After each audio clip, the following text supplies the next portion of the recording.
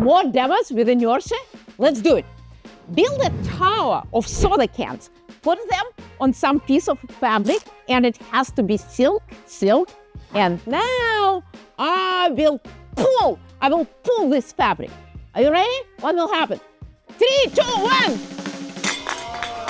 Of course I destroy my tower. But now we will use physics. What I'll do next? I will pull it fast. Let's do it. 3, 2, 1.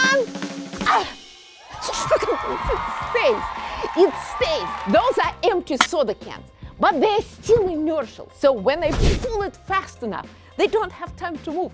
And I have my tower. You do it with a taller tower at home. It's a challenge.